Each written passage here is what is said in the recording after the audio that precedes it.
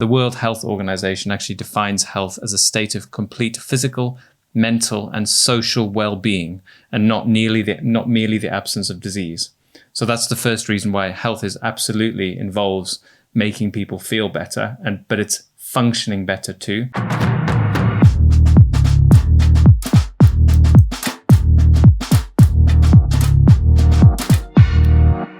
Welcome to the Aesthetics Mastery Show. I'm Dr. Tim Pierce. Hi, I'm Miranda Pierce. And today, off the back of these complex guidelines on when we can open and what kind of procedures we can do, we're going to talk about what makes a procedure medical versus cosmetic. It cuts right to the heart of how our industry works and how it's judged and seen by the external people who make decisions for us. And so I thought it was worth diving into how you can be more medical in your practice as a clinician, and what it is that makes the difference between cosmetic and non-cosmetic work. So this has all come about because in England, it's different in the other UK countries and definitely elsewhere in the world, post-COVID, we are no longer in lockdown and we've all been trying to decide, can we go back to work? Because Boris, our Prime Minister, did not list us in the industries that can or can't go back. But in that list was beauty therapists who couldn't go back, but healthcare could. So then it's this kind of like identity crisis almost, are we healthcare? What do you think? Well, it'll be funny if you're watching this in America or in Australia. I think it's clearer there that you wouldn't even be asking yourself the question, am I a beauty salon? Because you wouldn't be, you'd be a clinic. And the reason it's different here is because we have this lack of regulation. But for other parts of the world, it'll be really clear. But then the question that follows on from that is, well, what is the actual difference? Is there a difference? Does it matter who's holding the needle in terms of what the procedure is? And it's all the stuff surrounding that procedure and why the decision is made and how the guidance is given that makes it into a medical procedure. Now, the complication risks are also there, because I know a lot of people will be hearing, well, you're injecting near someone's arteries and nerves, and absolutely, there's a massive increase in risk between things we do, particularly with injectables, and other procedures that could be done in the same environment that are beauty treatments. So risk is one element, but actually there's a more important philosophical bit, which is around, is this procedure actually improving the health of the patient? And that's where clinicians should be making the decisions around that outcome. And that's what's worth trying to figure out. How do we make sure we're doing that? What questions can you ask? How can you differentiate yourself essentially from a purely cosmetic procedure? In real practical terms, how do you assure yourself that you are medical with the questions you ask, for example? Well, the outcome of if you're making a decision from a clinical perspective, so you're saying, I'm a healthcare professional, I'm making things that I'm justifying this treatment for a health outcome. The health outcomes are around how you function in your life. They aren't purely about, do you like the look that you're achieving? So I think it'd be quite hard to make the argument that, a tattoo on your neck is going to make you a healthier individual, for example. Now, the person might really like it and feel happier with it, but how do you justify that they are actually functioning better? I'm not saying it's impossible. I think it's really, really hard. How can we say if a treatment is for health reasons?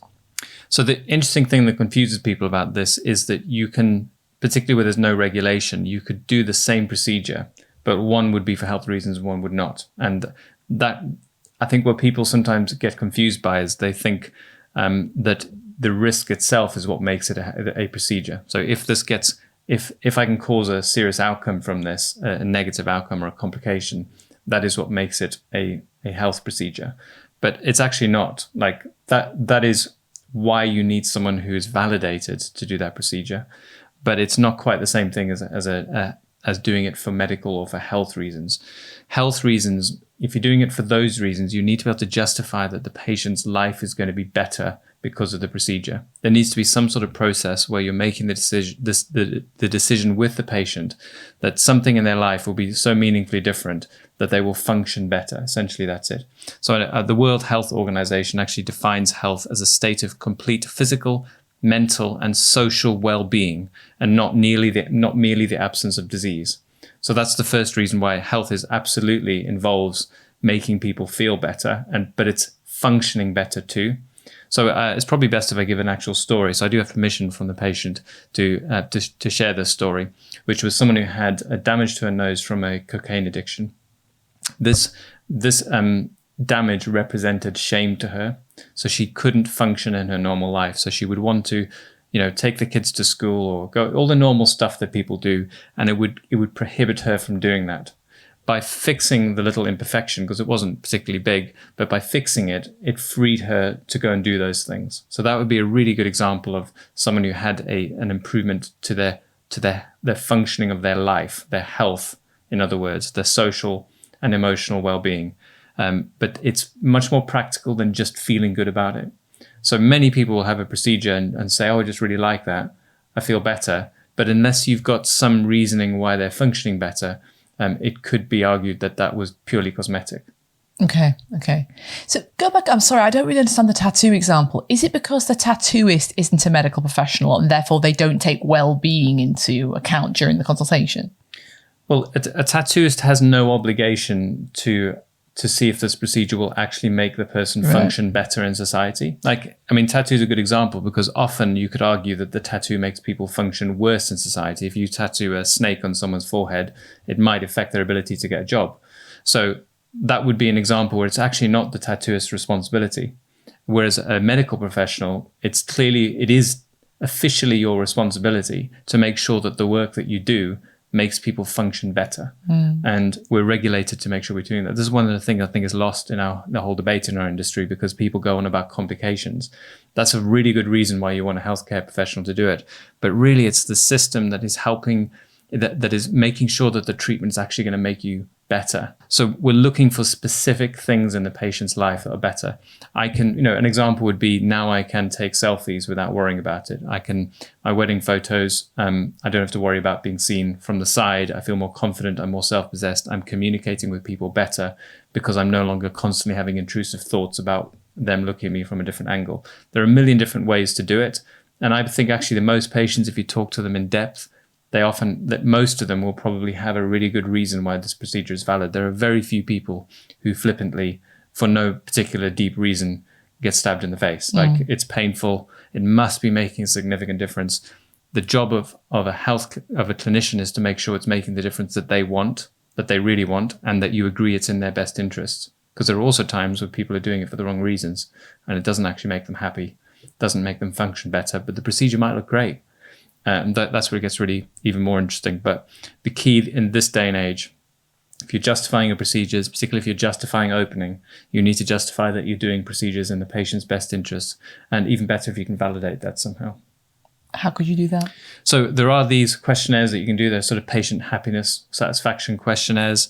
There are cosmetic procedure screening questionnaire that you can get. I'm going to link some of those in some resources. So we'll do a summary of this podcast with the take-home points and some links to some resources that might help you. But essentially, you're looking for anything that, particularly the psychological assessment tools, where you can show that the procedure is the reason the patient is having the treatment is a significant problem for them, and that you can solve that problem. That's what we're looking for. At least you may not. It's not necessary that you always solve the problem, because no medical treatment always solves every problem. But that there's a good justification with a fair bet that it's going to improve the problem is what you're looking for.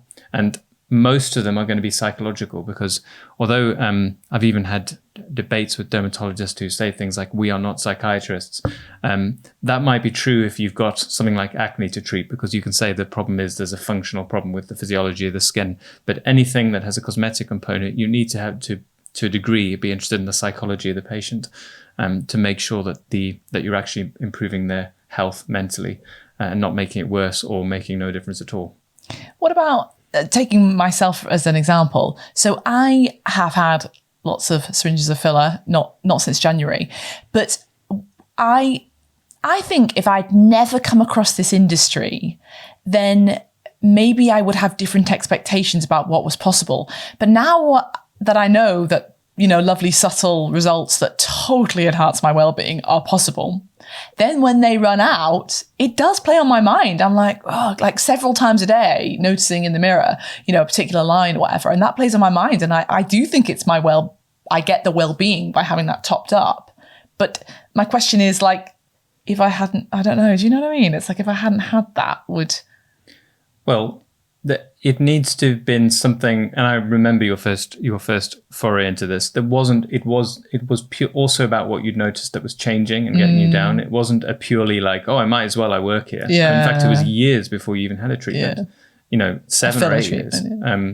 So something should happen where you feel it creating friction in your life.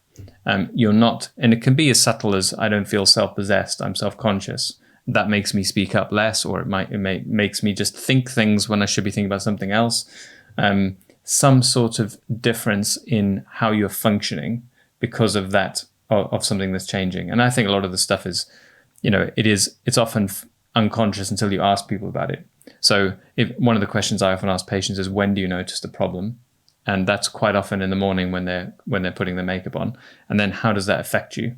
And they'll often say, well, I feel stressed in that process. I don't enjoy it. I used to enjoy it. Now it's a downside. And when I leave, I'm constantly trying to check my makeup again to try and cover the little lines, or because the makeup gets in the creases, and all these little stories hint at a friction that the problem is causing in their lives, that if you can remove, becomes a justification that they're actually functioning better. Now, it is subtle, some of it's huge, like the example of the nose, that was causing complete coming to a halt of normal life. And those are the more obvious ones. And obviously the more subtle it gets, the more you might want to basically talk more and make sure you've got a good justification. It's worth knowing that most patients won't actually know what it is that they're trying to get away from until you ask them to articulate it. It's always there, but it's never been said to themselves. So they just think, oh, I'll just have my lips done. Why? Like, what's made you think it? What was the process you went on? And you will, more often than not, 9 out of 10 times, maybe 8 out of 10 times for lips, there's some sort of friction point for most of them. So I don't like smiling because my top lip disappears is pretty common. So I don't smile, and then I've got no pictures of me smiling. Or pictures of me with my kids. Yeah, that's a more concrete one. What I love looking for is something really concrete that we can aim for, because this is the ultimate reassurance that you're actually making a benefit to their health. I often make it part of the deal of the consultation. If I do this procedure for you, will you promise to get some pictures taken done with your kids? We had a great one for the Dr. Sim Live, and I've seen the pictures. That made me really happy, because you're like, yep, closed loop. That life is different because of the procedure that we did. And there's no argument about that.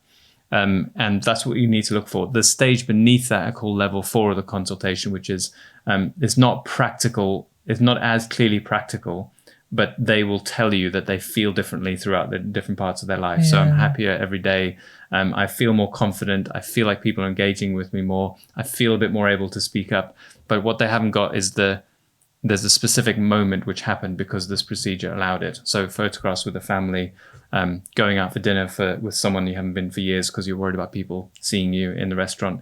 All of those really concrete outcomes are great to look for, and you become part of that story. I mean, I collect them now. I've got loads of those stories of people doing things they would never have done had they not had the right procedure at the right time.